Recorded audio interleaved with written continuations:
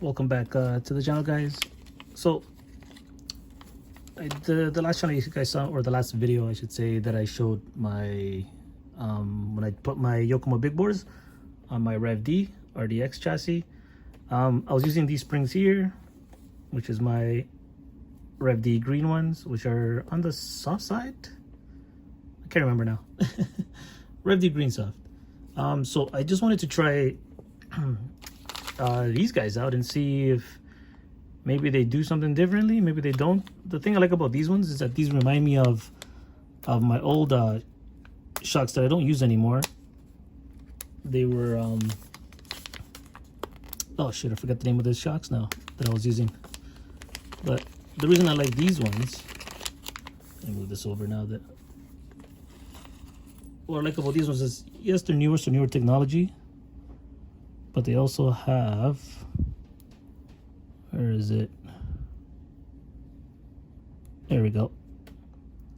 As you can have, they have the double compression. So you got the two shocks, you got a break in between, and you have the next one that goes on top. There it is.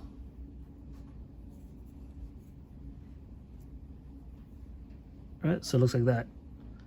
All right, so as you can see, when I squeeze, the top one squeezes completely, full compression, and the bottom one stays. Right? See that? So that helps keeping the car stable. So what happens when you're driving and you bump and you accelerate or you brake, the car always dips. Like right when you accelerate, it always lunges back. At least mine does, right? Because I'm using. You guys ever wonder what my oil is on my shocks? It's 200. Oh, this one's still up. I mean, this one's still down because, well, you guys, the reason this one's down is because that was my setup with my green, 200 oil, green, and then the piece there, right? That was my, right? That was my setup. So I was gonna put this up now because I don't know where I'm gonna need to put attention to. So I'm just gonna put these all the way up, and I start from there. Perfect. Right. So again, the reason I like the double compression, and just so you know, these are, as far as I know, they're new, but they've been around for a little bit. But there's different what do you call them, different thicknesses, or different shit, what's the right word? I'm going brain dead here. The right it's like the springs are different, soft, medium, hard, pretty much. There you go, soft, medium, hard, right? So I'm on the soft side here. And so yeah, so again, when you hit the boost and the back end kicks in, it just like it'll compress here. Well, this one here doesn't compress or moves just a little bit to keep the car stable, right? So it puts the power to the floor and back up right away, right? It's I'm having a hard time trying to explain it to you guys. I don't know why, but I have been busy studying for my exams, so maybe that's why I'm overthinking it right now. But yeah, just I just wanted to show you guys this. It's not much. It's just, I know I haven't been posting lately, but like I said, I've been studying for my exam. So I've been, yeah, focused on that because, well, I can't fail. Right? But I just want to show you what it looks like. Right? It is cool how it has the overdose thing. That's pretty neat.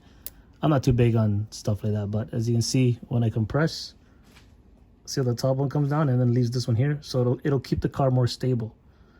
Right, some people like their cars nice and loose, right? The car like just like bouncy like a lowrider.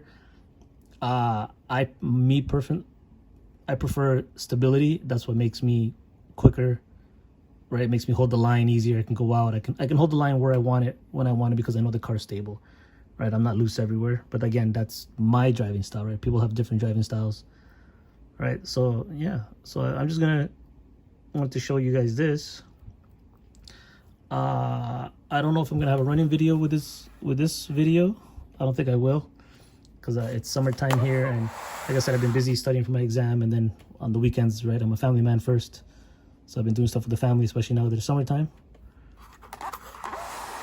But I'm gonna see if I can get you a running video. If I can't get you a running video, I'm just going to make a separate running video if I can get this guy on. And yeah, we'll go from there. But for right now, I'm just gonna probably just put these on and just show you what it looks like when it's finished. And you guys are probably like, oh, we know what it's like already. But yeah, I just wanted to show you upgrades as I'm going, because I get a few comments on the RDX. Not that many people doing anything big on it out there. Right, there isn't too much out there for it. There is a conversion kit that you can buy from DS Racing. I haven't spoken to him in years, so I don't have that kit. I don't know if I'm gonna get it, so I can't comment on that. I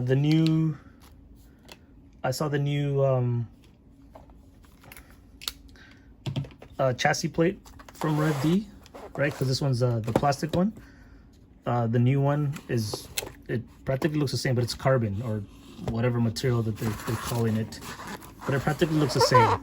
So I'm not gonna get it. It's, to be honest, changing the bottom chassis to whatever material that is. It's not a performance upgrade.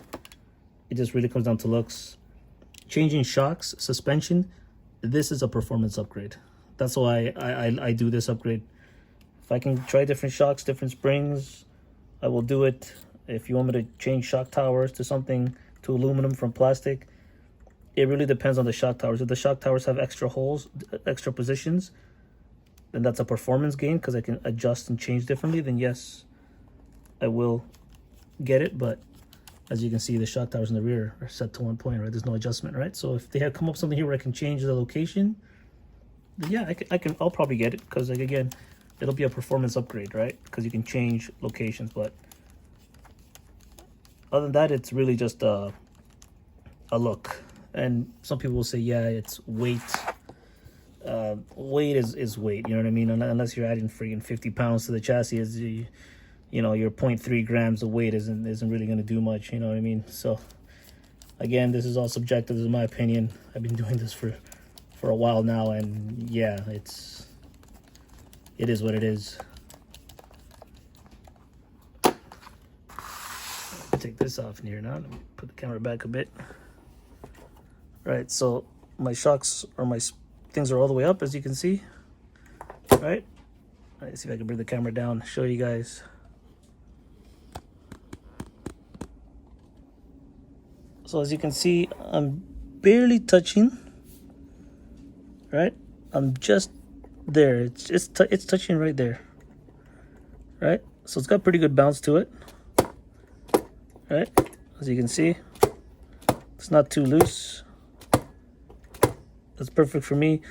I still got to take into consideration the battery. The weight of the battery is not there, and the body on top, right? So actually, I'm just gonna put my power drill. That's friggin' more than the weight of the battery. But I'm gonna put that in the rear, just like that. And as you can see, oh, what's this? Oh, and as you can see, it touches right there. See that? You can probably hear it. Let me see.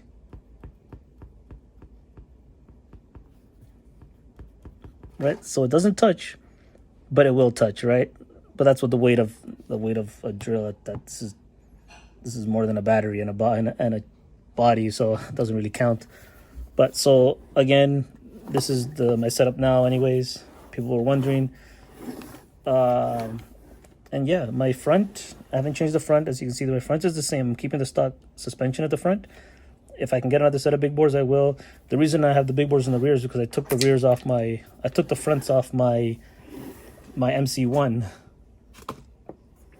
to put at the rear of these guys. So then my MC1 has the Rev D ones at the front. Like, so it's pretty much the same as what you see here on my MC1. Yokomo's in the rear, MC1's at the front, and it does the job on my MC1. But I don't really run it that much anymore on my MC1 because I'm trying to adjust this body to be perfect. Because my MC1 is that chassis is done. I finished. It's fully completed, set up to my style, how I like it. Right, I'm trying to set this guy up to be exactly the same. And one thing I gotta say is, no matter how many chassis I have, I gotta take my measuring to adjust to make sure these are the same. But again, I'll do that off camera. You guys don't need to see that. All right, see the bounce there, the rebound. Right, if it looks like my thing's leaning, it's my ESC's leaning. Right, the cables pull it down that way, which is, to me, that's fine. All subjective. Right, so yeah, but yeah, so far it's just this upgrade here, which I've done, which I changed the size of the spur gear. Big bores, of course. As you can see, I changed the turnbuckles here. So I put adjustable ones, right? Right, so I can adjust, which to me is good because I always adjust and change. As you can see, I have new tires on right now. I changed the tires, right? The rubbery part that's not rubber, but it's rubber in real life. But yeah, hope you guys like that little show of the Weld Overdose Springs. I wish I could tell you more about these, but as you can see, I can't read that. So it really just up to you guys to figure that out. I know I'm bad at information, but if I don't have the information, I can't really tell you guys. I'm not gonna bullshit you guys. That's not what I do. Right? That's how I roll. But yeah, hopefully, if I can, I'll get you a running video. If I can't, this is all you're gonna get, and then the next video I'll make a short one, maybe 5-10 minutes of me how it runs, and then I'll show you. I'll just do a quick little overview that it's still the same. Right? So yeah, hope you guys enjoy this video, because most likely I'm not gonna put a running one in because again it's summertime. And then I'll show you guys in the next one. Peace out.